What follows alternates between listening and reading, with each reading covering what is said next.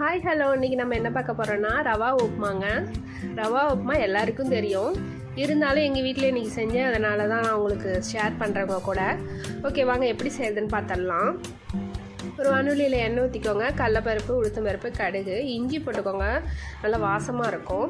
ஒரு கைப்பிடி சின்ன வெங்காயம், அப்புறம் வரமிளகாய், கருவேப்பிலை, பச்சை மிளகா போட்டுக்கிட்டிங்கன்னா இன்னும் நல்லா வாசமாக இருக்கும். இதெல்லாம் நல்லா வதக்கி விடுங்க. நல்லா வதங்கட்டும். நல்லா வதங்கினதுக்கு அப்புறமா 1/4 லிட்டரு தண்ணி ஊற்றிக்கிறேன். அப்புறம் உப்பு, உங்களுக்கு டேஸ்ட்டுக்கு தகுந்த மாதிரி நீங்கள் உப்பு போட்டுக்கலாம்.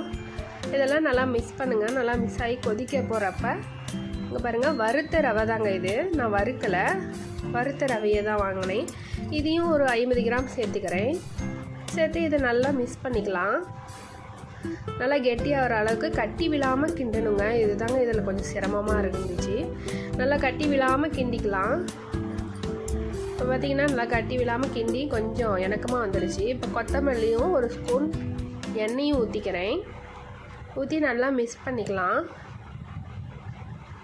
ஒவ்வொருத்தருக்கு கொஞ்சம் இணக்கமாக சாப்பிட பிடிக்கும். ஆனால் எங்கள் வீட்டுக்காரருக்கு கொஞ்சம் கெட்டியாக இருந்தால் தாங்க பிடிக்கும். அதனால் தண்ணி இன்னும் கொஞ்சம் சுண்டுட்டுன்னு நல்லா கெட்டியாக வர வச்சுருக்கேன். நீங்களும் ட்ரை பண்ணி பாருங்கள். ட்ரை பண்ணிவிட்டு உங்களுடைய ரெசிபியை எனக்கு ஷேர் பண்ணுங்கள், நானும் தெரிஞ்சுக்கிறேன்.